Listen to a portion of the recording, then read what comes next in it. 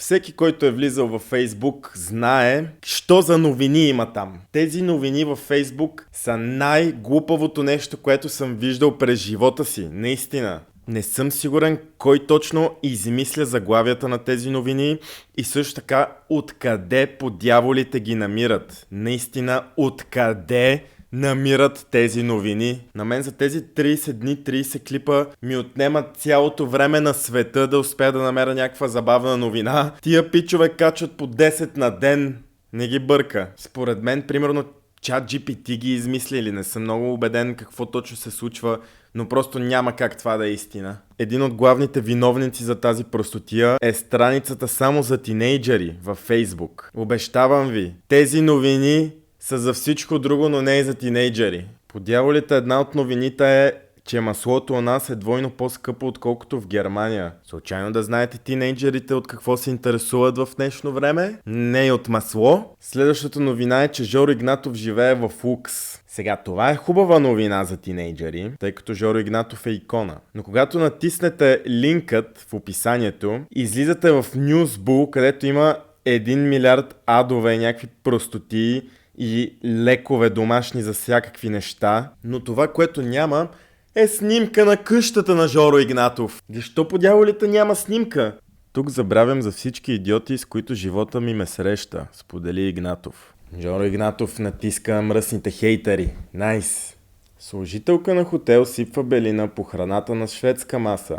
Ето тази новина щеше да бъде феноменално интересна, ако не беше от друга държава. Това нещо се е случило в Коста дел Сол, което последния път, в който проверих картата на света, не се намира в България.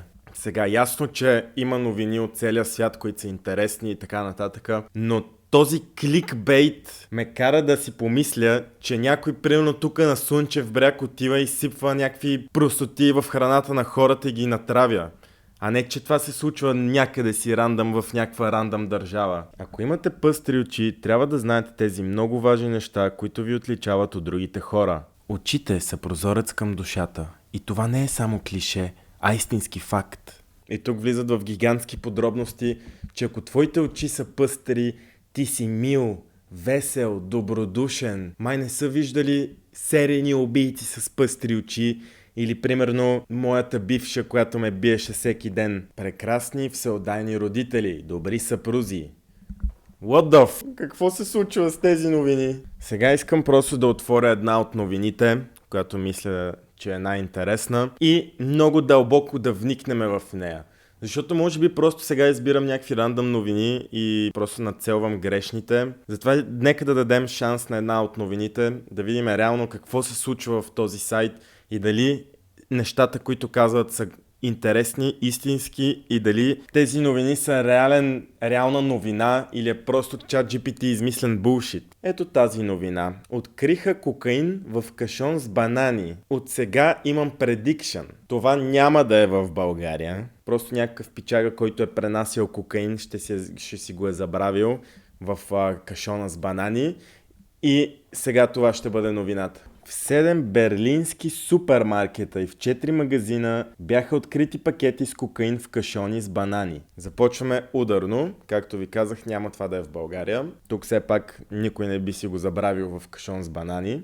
Искам само да видите как има ад тук долу, има ад тук горе, след което има адове отстрани, адове след поста, преди поста, по време на поста, навсякъде има адове. Буквално тук има съвсем малко текст, който е последван от най-гигантската обява, която някога съм виждал за Гранд Хотел Велинград, след което пише, че са открили сутринта пакетите и са направили тест, конфискували са дрогата и че в Германия постоянно откриват пратки с кокаин. Цялата новина може да бъде синтезирана в 6-7 изречения. Нека да видим този сайт Newsbull какво друго може да ни предостави. Топ контента от преди 10 минути е до всички пенсионери.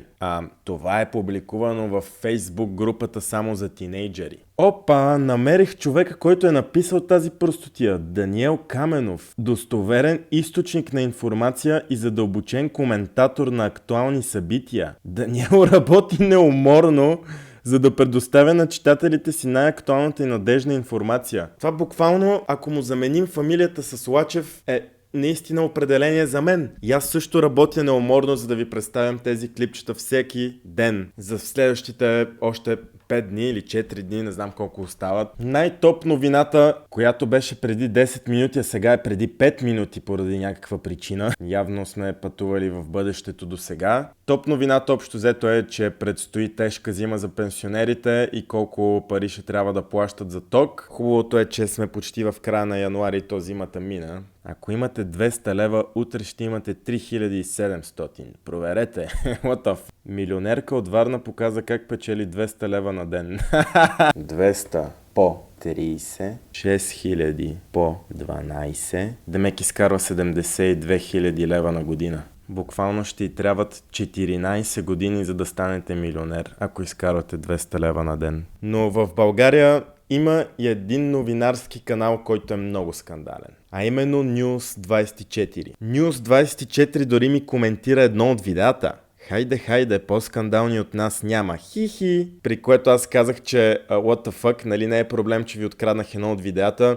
И те казаха, че няма никакъв проблем. Даже го гледахме и го харесахме и много точен ударен коментар направи по темата с майката. Бях използвал техен клип и те явно са си изкефили на видеото, което е много яко. Буквално, ако не сте гледали News24, тези хора са много луди. Буквално натискат абсолютно всички. Примерно Диона шмърка и те пускат клипче "Мръсата цига, която шмърка". What the fuck? Как могат да започвате така новините? Буквално като им отворя канала, първото видео, което ми излиза е цигането Георги стана Джорджано. Травестита Ивон и вижте как започва. Цигането Георги с ланците си направи селфи с известният певец Бисер Кинг. Не знам от кога той мангал е певец, но едно знам, че е колега на друг изпълнител, Джорджано. И двамата имат един и същи глас, но Георги вие наумрял. От кога той Манго Джери може да мисли и да размишлява? What?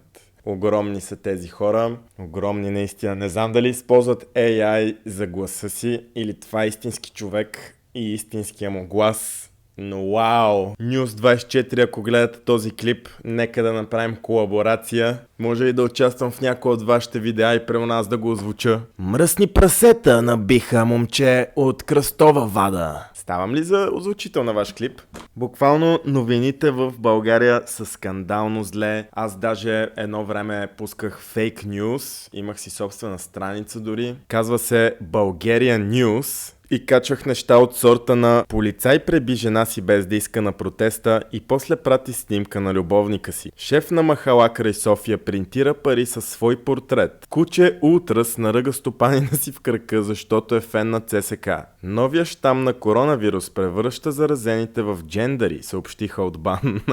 Талибани пуснаха скандално видео, в което танцуват на българската група МБТ. Чуваш МБТ си като палестин с Телавив, но съм и от женати даже по-игрив. Аз съм много горд с тази страница, беше нещо феноменално интересно и забавно. Кажете дали трябва да продължа Bulgarian News. Това е което исках да ви кажа. Чао!